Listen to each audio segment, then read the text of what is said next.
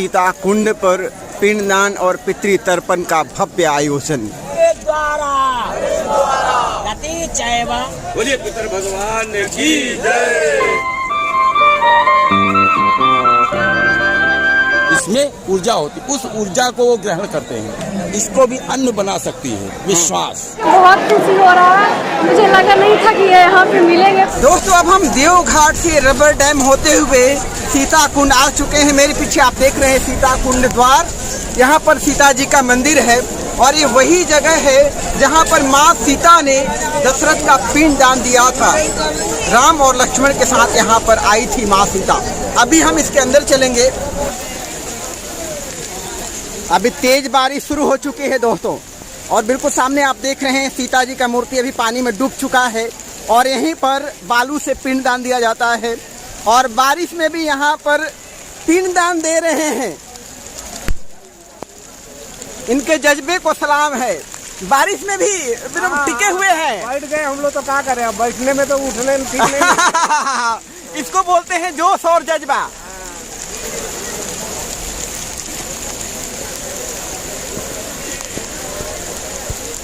और अभी हम सीता कुंड मंदिर के अंदर चलेंगे मेन प्रवेश द्वार से होते हुए और यहाँ पर बारिश खत्म होते ही श्रद्धालुओं की भीड़ भी बढ़ गई है दोस्तों। और बिल्कुल सामने आप देखिए सीता जी का मंदिर जहाँ पर माँ सीता ने दशरथ का पिंड दान दिया था।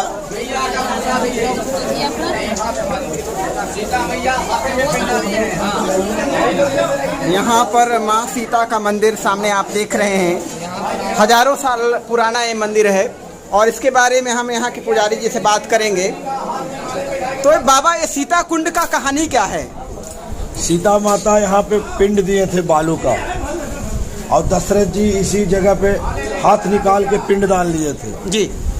तो इस यहाँ पे सीता माता स्नान करके पिंड दान दिए थे, इसीलिए इस जगह का नाम है सीता कुंड। जी जी। माता सीता के पास कुछ नहीं था तो उन्होंने बालू का पिंड दान दिया था जी। बालू का पिंड दान देने से 7 वंश 121 कुल का उद्धार होता है। अच्छा। यहाँ पे सिर्फ बालू का ही पिंड दान दिया जाता है। अच्छा। इसी जगह का नाम है सीता कुंड। और ये मेन मंदिर है सामने आप देख रहे हैं सीता कुंड का और लोग यहाँ पर बालू से पितृ तर्पण करने के बाद माँ सीता का दर्शन प्राप्त करके माँ से आशीर्वाद लेते हैं। और यहाँ पर कई सारे देवी देवता के दर्शन आपको करने को मिलेंगे जैसे आप यहाँ से बाहर निकलेंगे।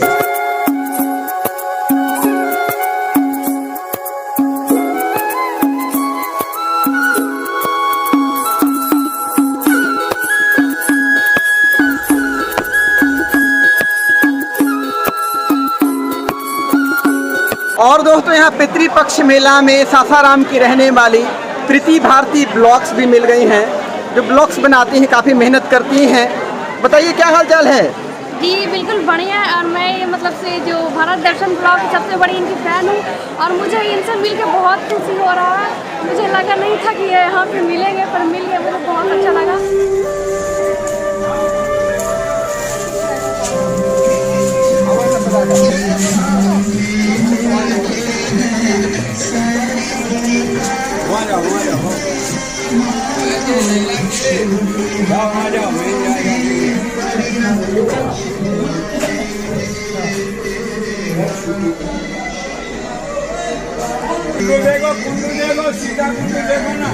और बिल्कुल सामने आप देख रहे हैं भरत आश्रम, इसके अंदर चलेंगे।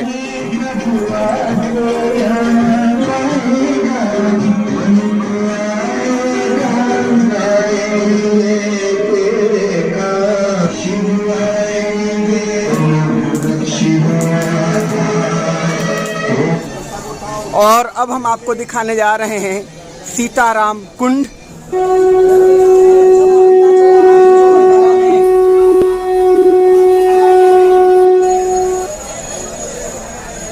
और यहीं पर सीता वाटिका भी है, सामने आप देख रहे होंगे। सीता वाटिका के अंदर अब चलते हैं।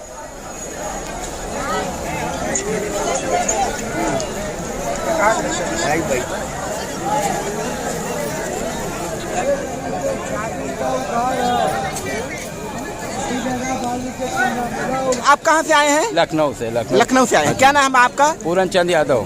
अच्छा ये बताइए कि इंसान को जो भी कर्म करता है इस दुनिया में उसका उसको वैसा फल मिलता है। मिलता है। ऐसा गीता में भी लिखा गया है, तमाम धर्म ग्रंथों में लिखा गया है। लेकिन ये पिंडदान करते हैं तो पिंडदान करने से क्या फायदा होगा जब उनको कर्म का फल मिलेगा ही तो? नहीं, ये पूर्वजों का हमारा है, हमारा ये सनातन धर्म का नियम है। हम अपने सनातनी हैं, तो हम लोगों को अपने जो हमारे बुजुर्ग करके गए हैं उसका फॉलो करना चाहिए। यही हर धर्म का व्यक्ति करता है। हम अपने सनातन को साथ में लेके चलते, इसमें किसकी बुराई है? नहीं, ये हम नहीं कह रहे हैं। जैसे क्या पिंडदान से मोक्ष मिल जाता है? बिल्कुल मोक्ष मिल जाता है, लेकिन जो गलत कर्म करके गया है तो उसको कैसे मोक्ष मिलेगा? पहले वो अपने भुगतेगा, 84 करोड़ यूनियों में भुगतेगा। अच्छा, ठीक है। बस इससे ये होता है जैसे आप बीमार होते हैं, ग्लूकोज चढ़ा दिया जाता है, एक टैबलेट दे दी जाती है।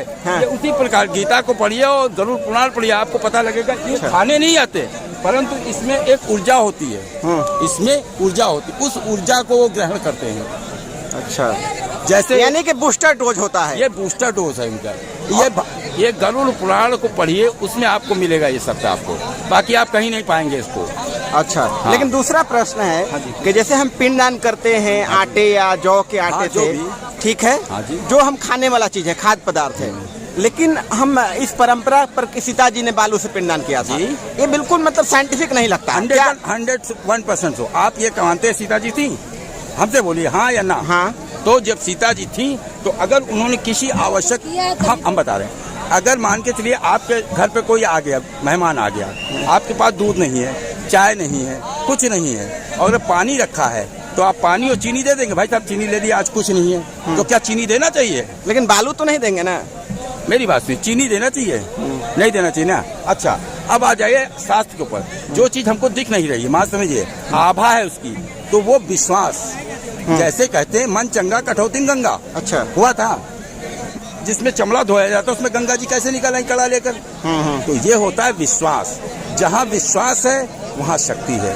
वो आप इसको भी अन्न बना सकती है। विश्वास अगर इस पे हमें है तो ये भगवान है हमारे। तो ये विश्वास का पात्र है, और इसी विश्वास से उन्हें जब कुछ नहीं मिला तो सीता जी ने बालू के पिंड बना के अर्पित कर दिए, जो कि विश्वास के कारण एक दिव्य पदार्थ में बदल गए।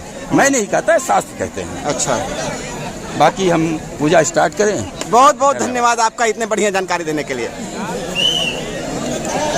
स्वर्ग देवता जननी जन्म भूमिष्य स्वर्गादपि दलियसि पापोहम पाप कर्माहम पापात्मा पाप संभव ग्राहिमाम कुंडलिकाक्ष सर्व पाप हरो भव। कुंड में माता जी का याद करके पिता ऋण माता दूध उद्धार किया। देवानां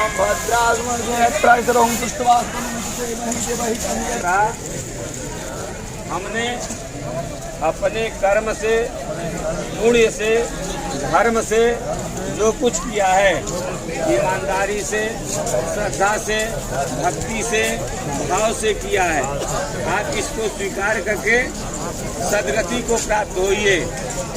दोस्तों, आप सीता कुंड में देख रहे होंगे हजारों लोगों को पिंडदान देते हुए, पिंड तर्पण करते हुए। आपके मन में एक प्रश्न होगा कि क्या पिंडदान करने से या पिंड तर्पण करने से पितरों को सचमुच में स्वर्ग की प्राप्ति हो जाती है या मोक्ष मिल जाता है? तो हमारा जवाब है बिल्कुल नहीं, क्योंकि भारत में कर्म के रहस्य को बताया गया है। हर व्यक्ति को अपने कर्म के फल को जरूर भुगतना पड़ेगा। कर्म की गति बड़ी सूक्ष्म होती है, भगवान श्री कृष्ण ने गीता में भी कहा है। तो जब ऐसे ही पिंडदान करने से स्वर्ग की प्राप्ति हो जाएगी तो फिर कर्म का रहस्य तो यहाँ पर ख़त्म हो जाएगा। ऐसा बिल्कुल नहीं है दोस्तों। कर्म के फल आपको जरूर भुगतना पड़ेगा। आपको 1000 साल बाद या करोड़ साल बाद उसे आप बच नहीं सकते। हाँ, पिंडदान करने से ये होता है कि सेटिस्फैक्शन होता है, मेंटल सेटिस्फैक्शन, कि हमारे माता पिता ने हमारे लिए ये किया है। अब हमारा जो कुछ भी जीवन है माता पिता के कारण है, पितरों के कारण है, तो उनके प्रति एक श्रद्धा सुमन है, एक कृतज्ञता का भाव है। उसके लिए यहाँ पर लोग पिंडदान करते हैं, पिंड तर्पण करते हैं। ये बात क्लियर कट आपके दिमाग में होनी चाहिए। देवताभ्यः पितृभ्यश्च महायोगिभ्यः एव च नमः शिवाय स्वदाय नित्यमेव नमो नमः। बोलिए पितर भगवान की जय, समस्त देवी देवताओं की जय, विष्णु भगवान की जय, आलू देवता की जय। दोस्तों, आप देख रहे हैं सीता कुंड पर पिंडदान और पितृ तर्पण का भव्य आयोजन। हजारों की भीड़ यहाँ पर पिंडदान देने के लिए आई है, क्योंकि माता सीता ने यहाँ पर पिंडदान दिया था, जिसके कारण इस कुंड का काफ़ी महत्व है।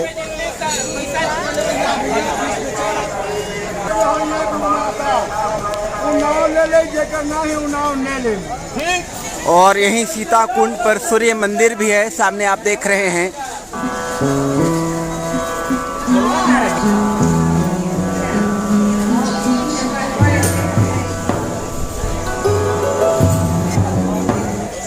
यहाँ गयाची में भगवान श्री राम, लक्ष्मण और सीता माता आए थे पिंडदान के लिए।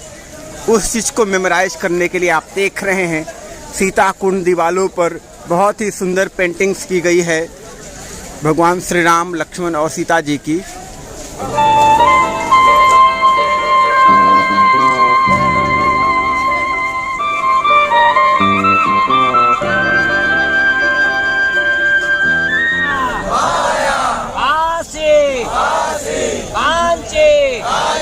अवंतिका द्वारा गति चैव मोक्षे